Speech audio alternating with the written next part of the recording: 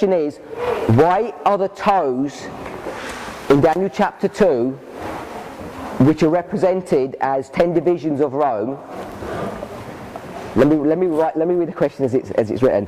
Why is the toes represented as the 10 divisions of Rome on the 1850 chart, which corrected the mistakes? So that's the question. So the toes of Daniel chapter 2, if you're familiar with the 1843 chart, they're represented as the 10 nations of Europe. And those figures are repeated on the 1850 chart. And I think the person's asking the question, well, if the 1850 chart is a corrected chart, why is that information still on the 1850 chart? So I'm going to try and paraphrase some Spirit of Prophecy quotes. I don't have them to hand either. But this is the reason. You'll find a lot of the information to this. Sorry, is that this one, or is it that one? Is it echoing? Yeah? It's echoing, Thomas. Okay.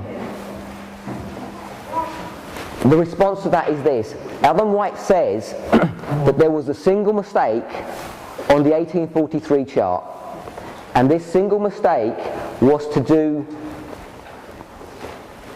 in the figures. So she uses this term to do with the figures. So she uses a single mistake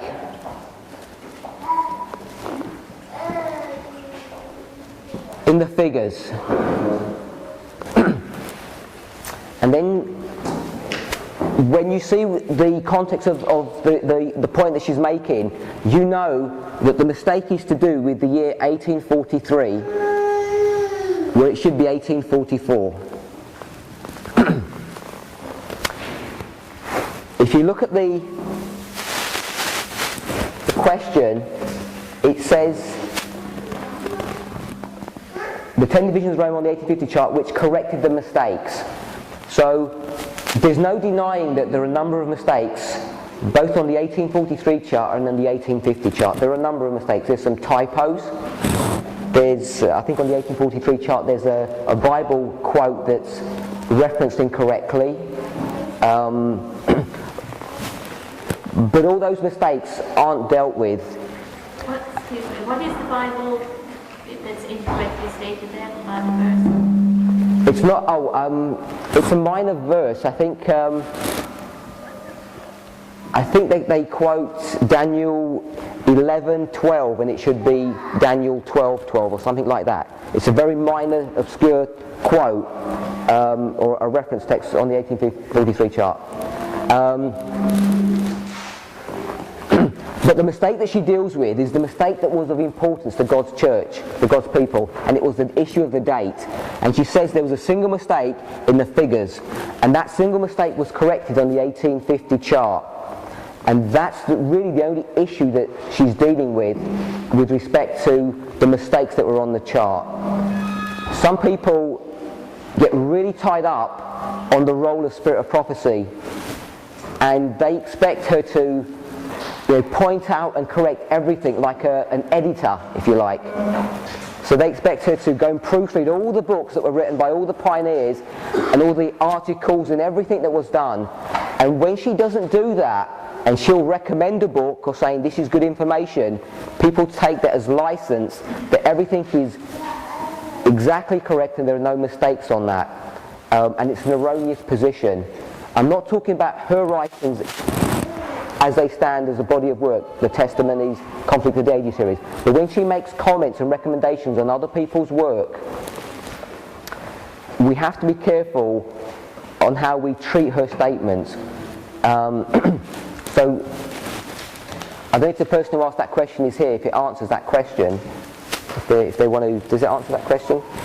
And there are a number of quotes on that. There's a lot of behind that issue of the mistake in the figures, and you will notice that there's one mistake in figures plural, and the figures are these representations or these calculations, and so there's a mistake on two calculations in the 1843 chart, and that mistake is corrected, single mistake on 2 calculations in the 1850 chart.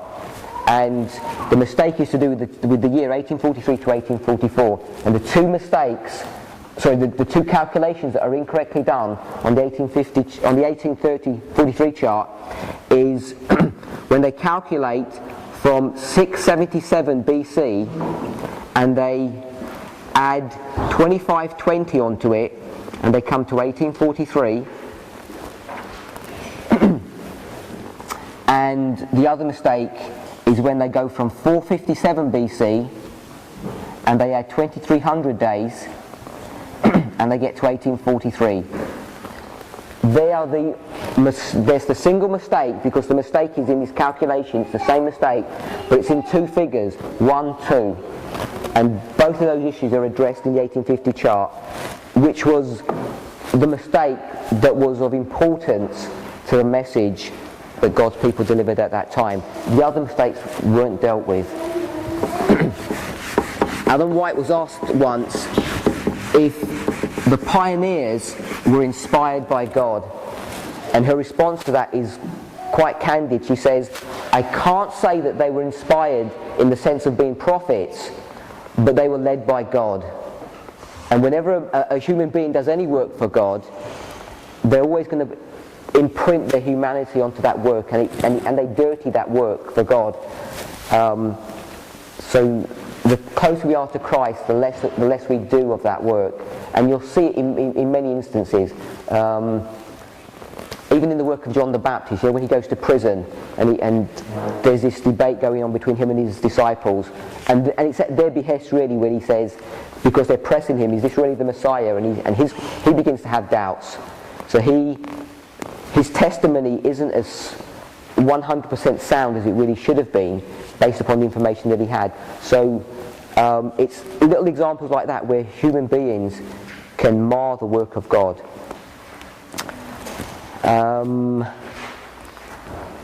Can you explain the history of pagan and papal Rome in Daniel 9, 26 and 27? If you remember, when we looked at Daniel chapter 9, I said that normally most people only go through the first half of verses 26 and 27. And they don't address the second 2 halves of those 2 verses. I'll go through the verses and explain the intricacies of them, but I won't be able to give the background of how you enter into that verse correctly. It's based upon a study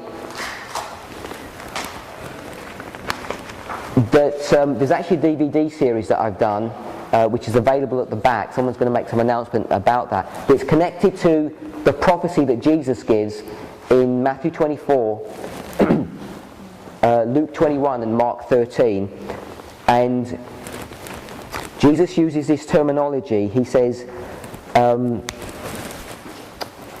paraphrase again for the sake of time. He says, you need to go, if you want to understand the destruction of Jerusalem and all these events of history, he says, go back to the book of Daniel and read that and understand. So he directs you to go to the book of Daniel, and in the other language that he uses, he goes and directs you to go to the book of Revelation. So more specifically, he directs you to Daniel chapter 9. He doesn't give the verse, but from the context of the discussion, it takes you back to Daniel 9 and to Revelation chapter 11. And it's dealing with the treading down of God's people, both during the literal existence of Israel from AD 31 up to AD 70, and then beyond that into the papal reign. And we discussed that because it's actually Revelation 11 verse 2 and 9, 26 and 27. And we already dealt with Revelation 11 verse 2, I think it was on Friday, which is dealing with the treading down of the Gentiles. So let's quickly go through verse 26 and 27.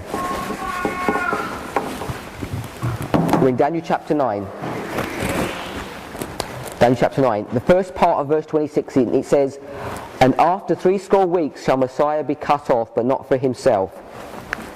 So the point that I want to add on here, when it says and after 62 weeks, there should actually be an understanding that this actually should be saying, and sometime after.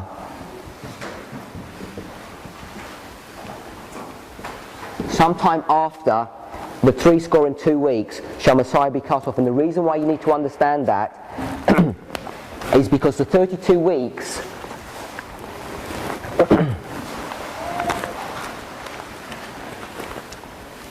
I won't address that issue.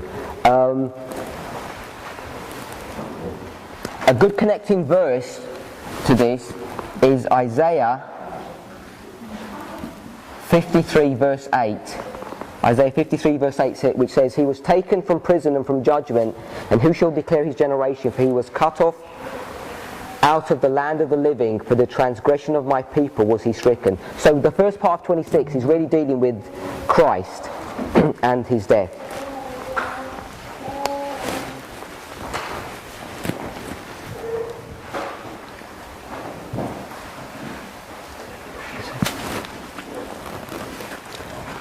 I'll address this issue. I'll do it then. When it says sometime, the 62 weeks, the 62 weeks, actually takes you to AD 27. Okay, it takes you to AD 27, the 62 weeks. But we know that Christ actually is crucified in AD 31. So there should be this thought that it's sometime after the 62 weeks. It's not exactly at the end of the 62 weeks. And that issue is addressed in verse 27 at the beginning of that.